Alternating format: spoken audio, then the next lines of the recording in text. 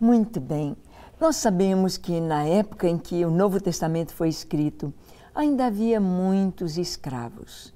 Escravos que eram pessoas que escaparam, sobreviveram de guerras.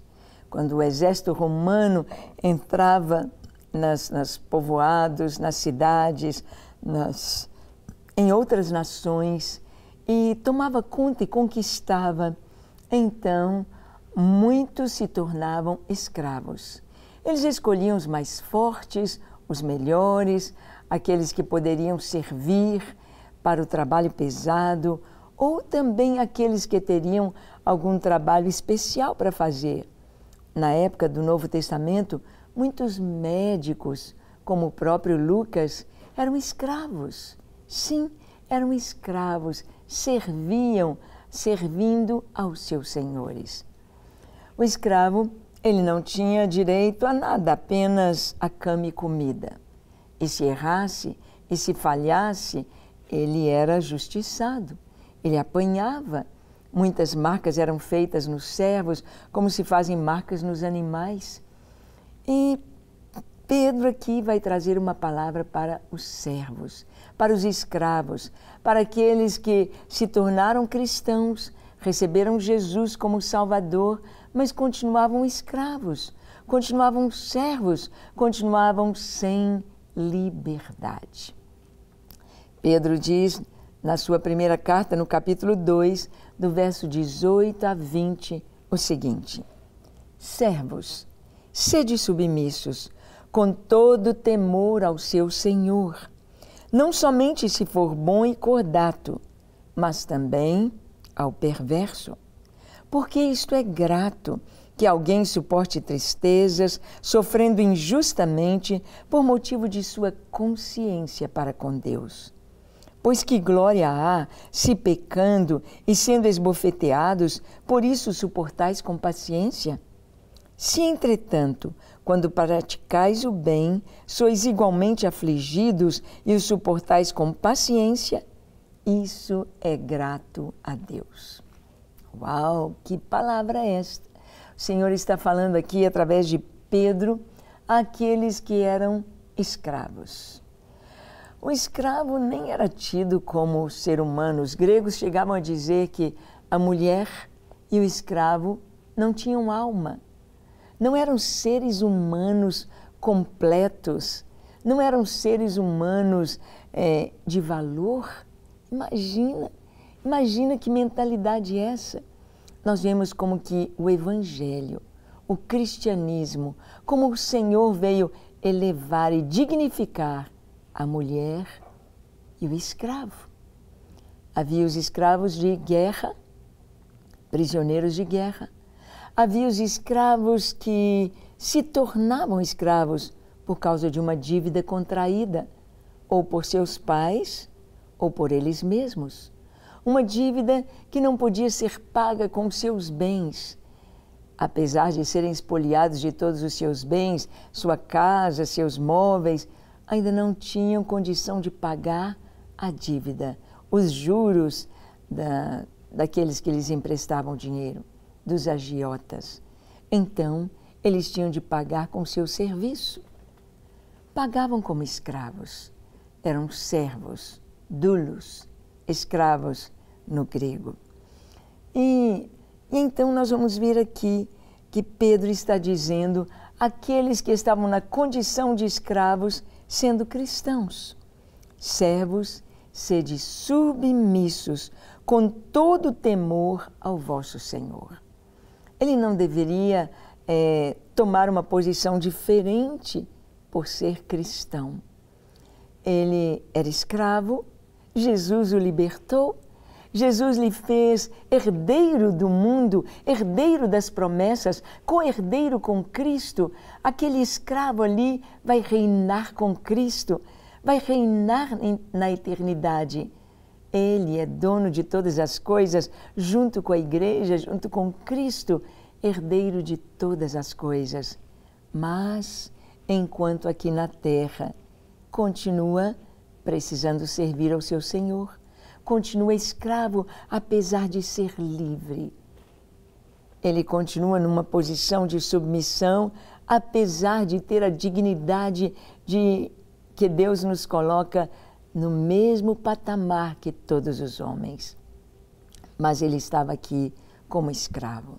E como escravo, Pedro diz que ele deveria ser submisso ao seu Senhor com temor. Com temor. E ele diz não somente ao Senhor que é bom, não somente aquele patrão, como alguns exemplos que temos nas Escrituras, de pessoas até mesmo não judeus, como Cornélio, como o centurião que buscou a cura para o seu servo. Era um homem que respeitava o ser humano, amava o ser humano, amava o seu escravo, o seu servo. Nós vemos o relacionamento de Abraão com os seus servos, com Eliezer, por exemplo, que era de Damasco, aquele relacionamento de irmão, aquele relacionamento de igualdade. Era servo, mas havia o respeito, havia o entendimento de ser humano. E é isso que agrada a Deus. Esta é a vontade de Deus. E o Senhor diz que o servo deveria servir ao seu Senhor, não somente ao que fosse bom e cordato, aquele que era bondoso, aquele que era compreensivo, aquele que tratava bem, aquele que era coerente, mas também com aquele que fosse perverso. Aquele senhor que quer o mal, que faz o mal, que é vingativo, que é mentiroso, que é ignorante, que é falso, que é agressivo, ele deveria também ser submisso. E o Senhor diz, porque isto é grato, que alguém suporte tristezas, sofrendo injustamente por motivo de sua consciência para com Deus. Então o Senhor disse aqui que um servo que vai servir a um senhor mau, que vai ver aquele senhor executar sentenças contrárias à bondade, com perversidade, ele vai sofrer, aquele servo vai sofrer tristeza. Ele vai se entristecer de ver aquele senhor agindo de maneira tão perversa. Vai sofrer tristeza. E ele pode sofrer injustamente, porque ele pode ser vítima das maldades e das perversidades do seu Senhor. Tem tantas histórias tão terríveis. Nós temos aqui mesmo no Brasil, nós sabemos das histórias do período da escravatura, quanta coisa tão terrível era feita, como que se pensava até mesmo, se tratava o escravo como se nem fosse gente. Havia os senhores bons, havia os senhores de engenho, havia aqueles que tinham um bom coração, mas havia aqueles que eram maus e queriam um mal para seus escravos. E o Senhor diz na sua palavra que o servo, independente do modo como ele se tornou escravo, quer pela guerra, quer pelas dívidas, quer por alguma injustiça, quer por qualquer outro motivo, ele deveria servir com temor. Ele deveria servir com temor a Deus. E ele diz aqui, Paulo chega a dizer que o servo deve servir ao seu Senhor como se estivesse servindo a Deus. E nisso ele teria recompensa. Aquilo que nós fazemos por obrigação, fizemos por obrigação. Mas aquilo que fomos além da obrigação, que nós fizemos por amor e por amor ao Senhor, a recompensa fica, o galardão fica. E isso é muito precioso. E Pedro continua dizendo, porque que glória há se pecando, sendo esbofeteados, por isso suportamos com paciência. Aquele servo que retruca, aquele que fala, aquele que ataca, aquele que vinga, e ele é esbofeteado, e ele é maltratado, que recompensa há? Que recompensa? Não deve ser assim. Aqui o Senhor está dizendo, se sendo esbofeteados e por isso suportais com paciência, mas se entretanto, quando praticais o bem, sois afligidos, suportais com paciência, isso é grato a Deus. Isso é grato a Deus. sofrer por amor, sofrer fazendo o bem, sofrer fazendo a vontade de Deus. Isto é grato, isto agrada a Deus. Não o sofrimento por causa do revide, da vingança, da falta de educação, mas sofrer por Cristo. Sofrer com paciência, sem revidar, sem brigar. Bem, nós sabemos que a escravatura, a escravidão, ela durou tanto tempo. E na própria Escritura, tanto no Antigo Testamento quanto no Novo, nós vamos encontrar os escravos. Mas nós vamos ver uma base bíblica tremenda que veio para acabar com a escravidão através de Paulo, do apóstolo Paulo. Sim, ele escreveu para Filemon a respeito de um escravo chamado Onésimo. E Onésimo, ele era um escravo que foi vendido, um escravo que fugiu do seu patrão e ele foi parar exatamente com Paulo na prisão. Onésimo, ele veio para servir Paulo. E Paulo então escreve uma carta para o seu patrão antigo, Filemon. Filemon era um crente, Onésimo se converteu. Paulo escreve para Filemon: recebe Onésimo de volta. Recebe-o não como um escravo fugido, recebe-o não como um rebelde, mas recebe-o como irmão caríssimo. Recebe-o como irmão, irmão caríssimo. Isso vai ser muito importante.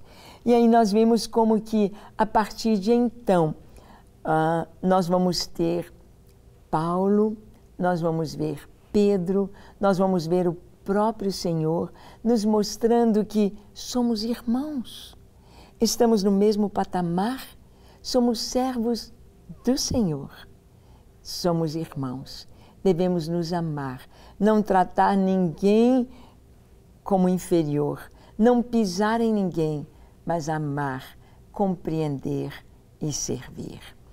Como devem portar os servos?